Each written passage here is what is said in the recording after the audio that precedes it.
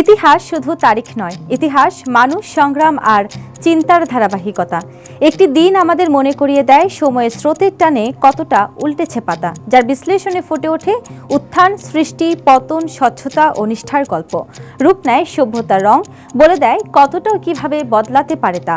অভিজ্ঞতার ঝুলিতে বুলি ফোটাতে পারে এই একটি দিনের তথ্য, কারণ তাতে মিশে থাকে একাধিক গুরুত্বপূর্ণ ঘটনা ও সেই ঘটনা সাক্ষী।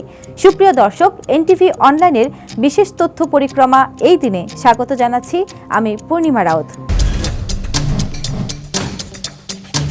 এই দিনে ইতিহাস প্রতিদিনই কথা বলে। আজ 1 এপ্রিল 2026, 18 চৈত্র 1432। চলুন ফিরে যাই আজকের দিনে, দেখি বিভিন্ন সময়ের এই দিনে কি কি ঘটেছিল শিক্ষা, সমাজ, অর্থনীতি, বিজ্ঞান, ধর্ম, রাজনীতি প্রভৃতিতে। 1855 সালের এই দিনে ঈশ্বরচন্দ্র বিদ্যাসাগরের লেখা বর্ণপরিচয় এর প্রথম ভাগ প্রকাশিত হয়। বাংলা ভাষা শেখার জন্য এই বইটি অত্যন্ত গুরুত্বপূর্ণ এবং বহু প্রজন্মের শিশুদের প্রাথমিক পাঠ্য হিসেবে ব্যবহৃত হয়েছে। 1867 সালে সিঙ্গাপুর স্ট্রেইট সেটেলমেন্টের অংশ হিসেবে আনুষ্ঠানিকভাবে ব্রিটিশ ক্রাউন কলোনি বা সরাসরি ব্রিটিশ শাসনের অন্তর্ভুক্ত হয়। এটি উপমহাদেশীয় বাণিজ্য ও রাজনৈতিক প্রভাবকে নতুন মাত্রা দেয়। 1869 সালে ব্রিটিশ শাসনামলে ভারতে প্রথমবারের মতো আয়কর ব্যবস্থা চালু করা হয়। সরকারি রাজস্ব বৃদ্ধি ও প্রশাসনিক ব্যয় মেটানোর জন্য এই কর ব্যবস্থা কার্যকর করা হয়েছিল। 1912 সালের এই দিনে ব্রিটিশ ভারতের রাজধানী কলকাতা থেকে দিল্লিতে স্থানান্তরের সিদ্ধান্ত কার্যকর হয়। এর ফলে দিল্লির ভারতের প্রশাসনিক ও রাজনৈতিক কেন্দ্র হিসেবে নতুন গুরুত্ব লাভ করে। 1935 সালে ভারতীয় রিজার্ভ ব্যাংক আনুষ্ঠানিকভাবে কার্যক্রম শুরু করে। এটি ভারতের কেন্দ্রীয় ব্যাংক হিসেবে দেশের মুদ্রানীতি ও আর্থিক ব্যবস্থা পরিচালনা করে। 1957 সালে ভারতের দশমিক মুদ্রা পদ্ধতি চালু করা হয়, যেখানে 100 পয়সায় 1 টাকা নির্ধারণ করা হয়। এর আগে 64 পয়সায় 1 টাকার পুরনো মুদ্রা পদ্ধতি চালু ছিল, যা পরে বাতিল করা হয়।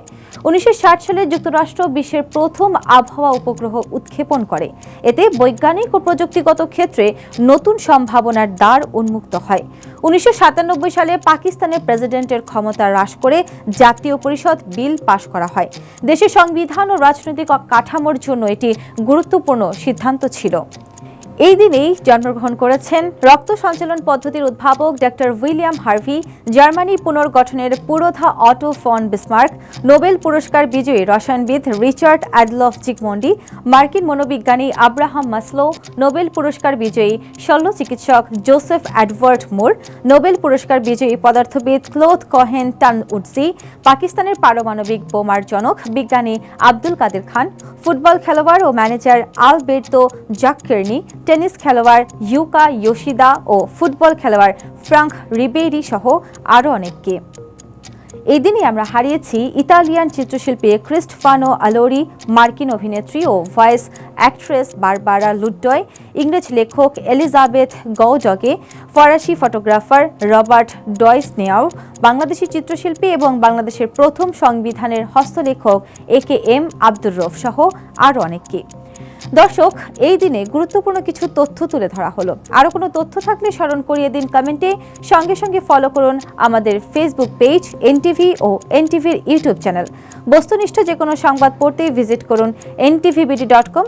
ভালো থাকুন, সুস্থ থাকুন, শুভকামনা সবসময়।